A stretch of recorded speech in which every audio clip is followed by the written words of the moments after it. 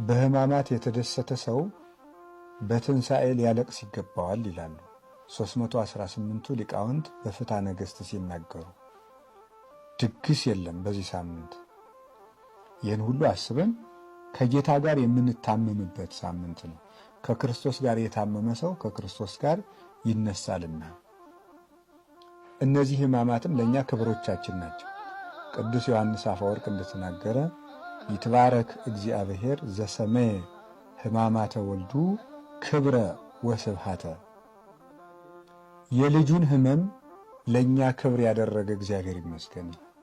የልጁን ሕማም መከራ ለእኛ ክብር ያደረገ እግዚአብሔር ይመስገን።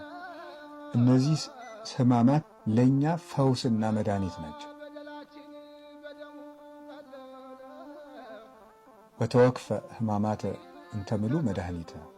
ቴዎዶስዮስ የሚባል ሊቅ ሲናገር በሃይማኖተ አበው ድህነትን የተመላ ሕማምን ተቀበለ ይላል። ድህነትን የተመላ ሕማምን ተቀበለ። በተቀበላቸው ሕማማት ውስጥ ድህነት አለ፣ የሰው ልጅ መዳን አለ። ሲታሰር ከታሰርንበት ቁራኝነት እርግማን ፈቶናል፣ ቤዛ ሁኖናል። ሲከሰስ 5500 ዘመን የነበረብንን የዕዳ ደብዳቤ እና ክስ ደምስሶልናል። ወደምሰሰ መጽሐፈ ዕዳነ፣ የዕዳ መጽሐፋችንን ደመሰሰ ብሎ ቅዱስ ጳውሎስ በቆላሲስ መልእክቱ እንደተናገረ ደብዳቤያችንን አጥፍቷል። የአይሁድን ግርማ ወይም የሚያስፈራ የሚደነፋ ፊት በማየቱ የአጋንንትን ፊት ላየንበት ዓይናችን ቤዛ ሆኖልናል። የአይሁድን ይሰቀል ይሰቀል የሚል ድምፅ ስለሰማው ጆሮ የአጋንንትን ማስፈራራት የሰማንበትን ያንን ድምፅ ቤዛ ሆኖልናል። እሱ ስለተገረፈ በሕማም 5500 ዘመን በሞት የተገረፍነውን ግርፋታችንን አርቋል።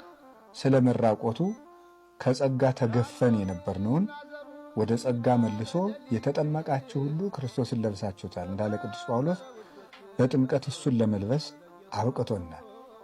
በመራቡ ምክንያት ቅዱስ ሥጋውን ክቡር ደሙን አጥግቦናል። ተጠምቶ ሐሞት እንደጠጣ ለእኛ መራራ ሞትን አርቆልናል። ስለተቸነከረ ተቸንክረንበት የነበረውን የሞትን ችንካር የሞትን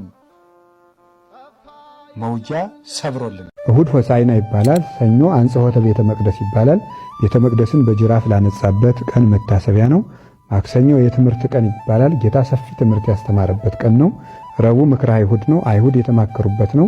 ሐሙስ ጸሎተ ሐሙስ ነው። ጌታ አብዝቶ የጸሎተ ሐሙስ ዕለት የጸለየበት ጊዜ ነው። እየሰገደ አባቴ እቺ ጽዋ ከኔ ትለፍ እያለ የሞት ጽዋ ከኛ እንዲያልፍ እሱ የሞት ጽዋ ከኔ ትለፍ እያለ የማይፈራው ፈርቶ ቅዱስ ሳዊሮስ እንደተናገረ ሶበሰ ይፈራ እግዚእነ ሚታተተ ፍርሃት ምኔነ። እሱ ባይፈራ ኑሮ ፍርሃት ከኛ ባራቀልን ነበር። ያ ፍርሃታችን በፍርሃት ካሰልን፣ መሸሻችን በመሸሽ ካሰልን፣ ለቅሷችንን በለቅሶ ካሰልን፣ እየወደቀ እየተነሳ ውድቀታችንን አስወገደ። ከጸጋ ተራቁተን ነበረ፣ እርቃናችንን ከደነ። ተጠምተን ነበር፣ ተጠማው ብሎ ካሰልን። ነፍሳችን በሞት ተቸንክራ ትኖር ነበር፣ ተቸነከረ፣ ተሰቀለልን። ሞትን በመስቀሉ ሰቀለው፣ ዲያብሎስን አጠፋው። ቆላሲስ ምዕራፍ 2 ቁጥር 14 ላይ ወበመስቀሉ ቀተሎ ለጽል፣ በመስቀሉ ጥልን አጠፋ አፈረሰ እንዳለ የጥል ባለቤት የሆነው ዲያብሎስን ጠርቆ ከመንገዱ አስወግዶታል። ከዚህ በኋላ ለልጆቹ በር ከፍቶ መስቀልም ምርኩዝ አድርጎ ሰጥቶን በመስቀሉ ምርኩዝነት ገሃነመ እሳትን እንድንሻገር የሕይወት በር ከፍቶልናል። የንስሐ በር ከፍቶልናል።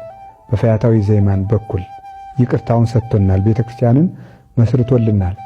በጦር ተወግቶ ቤተክርስቲያንን ሙሽራውን መስርቷታል። ከጎኑ በፈሰሰ ውሃ እንጠመቃለን፣ ከጎኑ በፈሰሰ ደም እንቆርባለን።